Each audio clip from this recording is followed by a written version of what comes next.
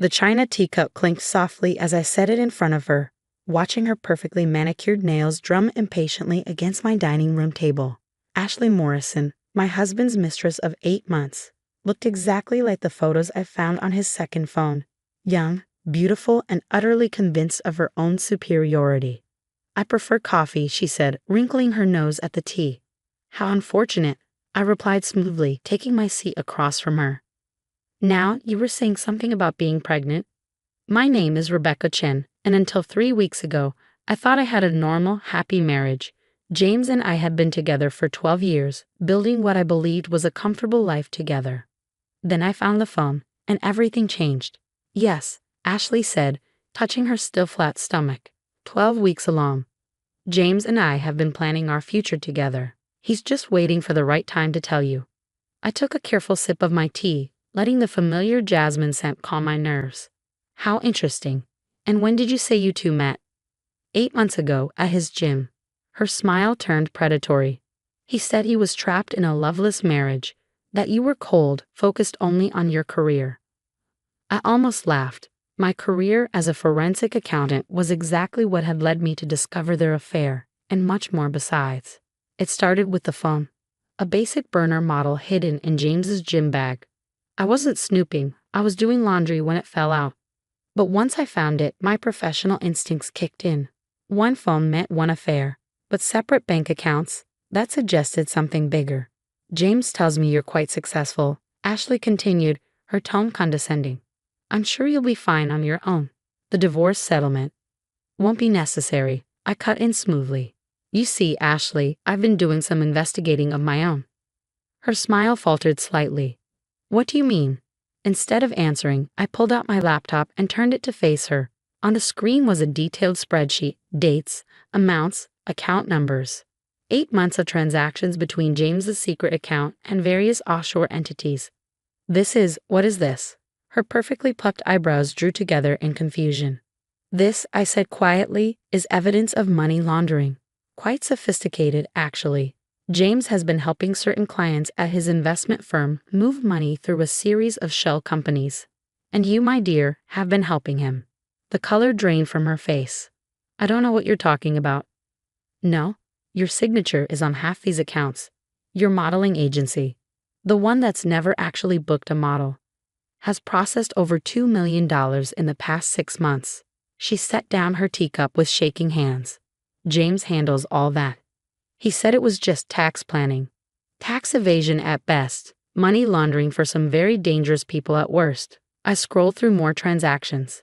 "The SEC takes a very dim view of this sort of thing. So does the FBI. "You're lying," she whispered, but I could see the doubt creeping into her eyes. James wouldn't. James would and did. The question is, what are you going to do about it?" Before she could answer, we heard the front door open. James's voice called out, "Becca, are you home?" I saw an unfamiliar car in the driveway. He'd appeared in the dining room doorway, freezing when he saw us. His face went through a rapid series of emotions: shock, fear, anger, finally settling on a forced calm. "Ashley," he said carefully, "what are you doing here?" "Telling your wife about our baby," she said, but her voice had lost its earlier confidence. "About our plans." "There is no baby, is there, Ashley?" I asked gently. "That was just part of the plan. Come here, make a scene, give James a reason to file for divorce. A clean break that wouldn't raise any suspicions when he suddenly moved money around." James's face hardened. "Becca, you don't understand." "I understand perfectly." I turned the laptop toward him. "I understand every transaction, every shell company, every fake invoice. The only thing I don't understand is why. We had a good life, James. What happened?" "What happened?" He laughed bitterly. "What happened is I got tired of playing it safe, of watching clients make millions while we lived on a salary." Ashley understood that. She was willing to take risks. Risks? Ashley's voice was small. "James, you said this was all legal, that we were just helping people avoid taxes. Helping drug cartels hide their money, you mean?" I pulled up another spreadsheet. "Or was it the human trafficking ring?" "I've traced it all, James, every dirty dollar you helped clean."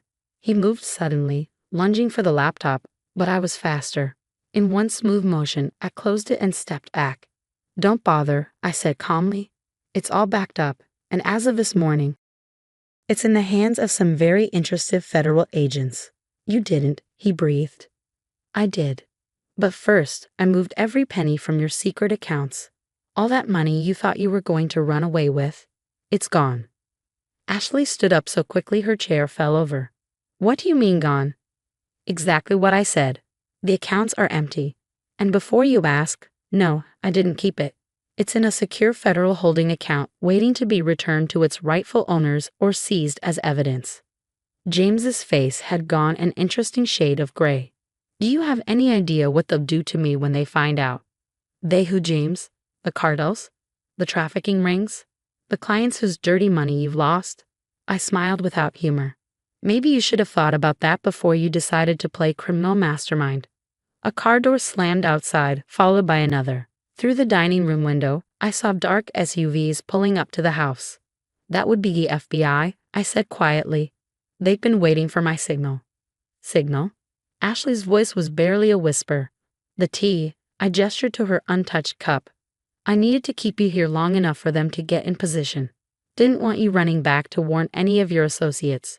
James made a sudden break for the back door, but I knew he wouldn't get far. I planned this too carefully, spent weeks coordinating with federal agents, making sure every escape route was covered. As agents burst through both doors, I thought about the moment I first found that phone. How my world had shattered, then reformed into something harder, clearer. I'd wanted answers, but what I found was so much worse than a simple affair. Rebecca Chin. A female agent approached me while others handcuffed James and Ashley. I'm Agent Sarah Martinez. That was some impressive work you did, tracking all this. Just doing my job, I said, watching as they led my husband away. Once a forensic accountant, always a forensic accountant. Still, she said, it couldn't have been easy. Turning in your own husband. I thought about the past 8 months, about all the lies and manipulations. About how James had used our marriage as a cover while he built his criminal enterprise. Actually, I said quietly, it was easier than living with the lies. The next few weeks passed in a blur of federal interviews, court appearances, and endless paperwork.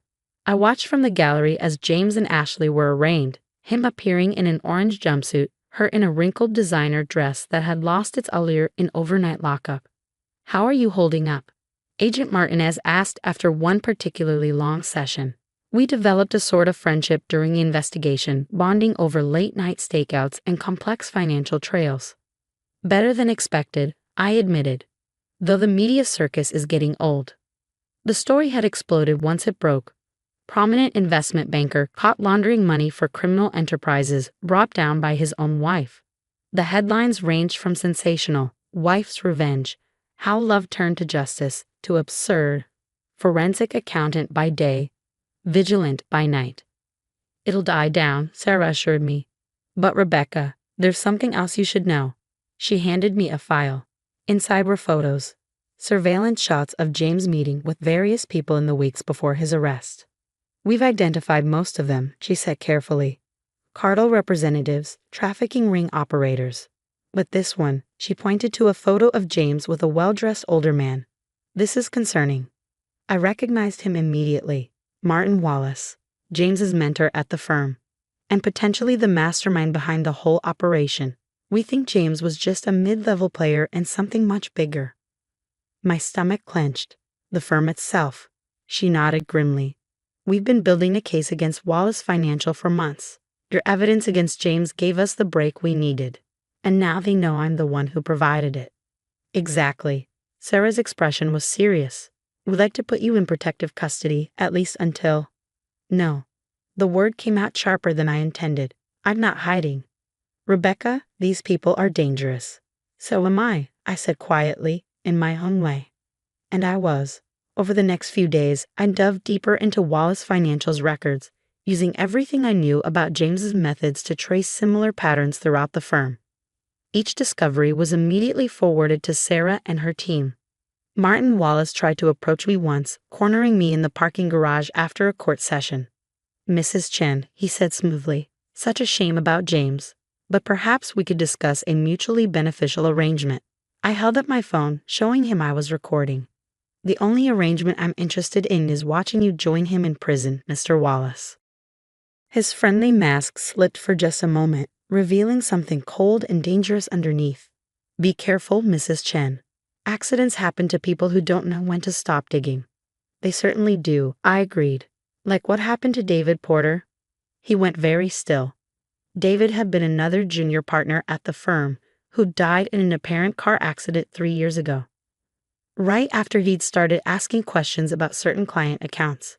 "I have no idea what you're talking about." "No, then you won't mind if I share my theories with the FBI.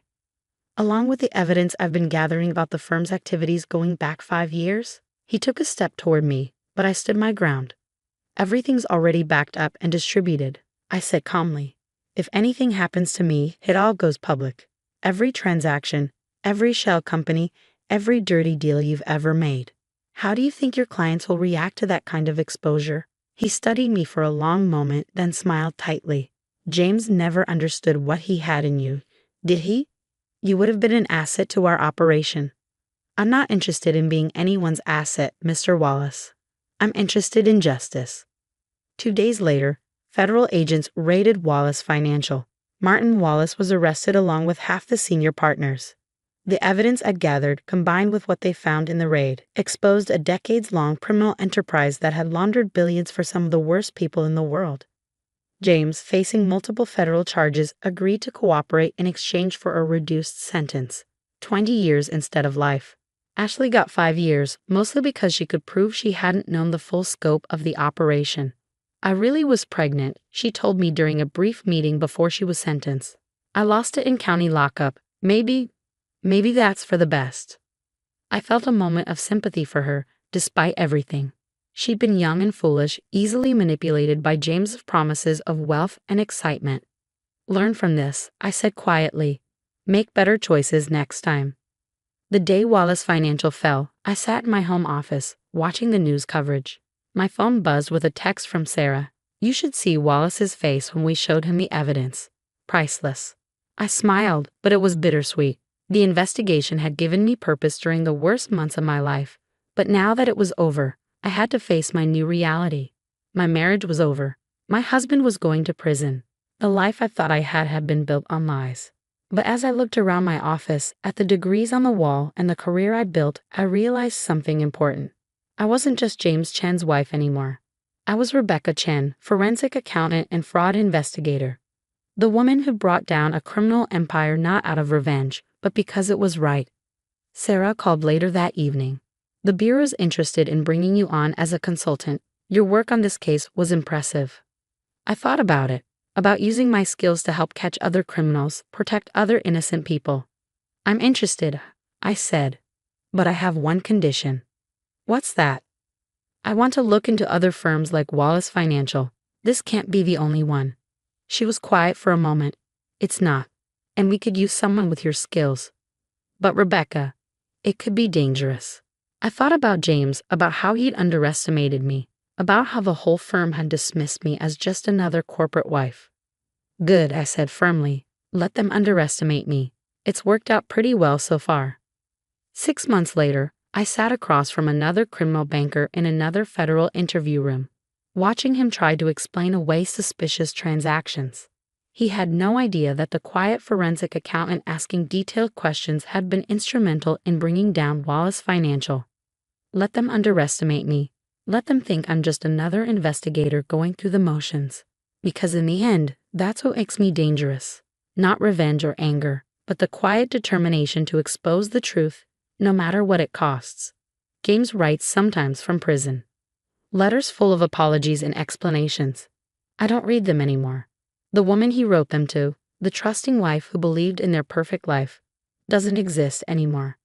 In her place is someone stronger. Someone who turned personal betrayal into professional purpose. Someone who knows that sometimes the biggest crimes aren't committed with guns or violence, but with spreadsheets and wire transfers. And someone who's very, very good at following the money.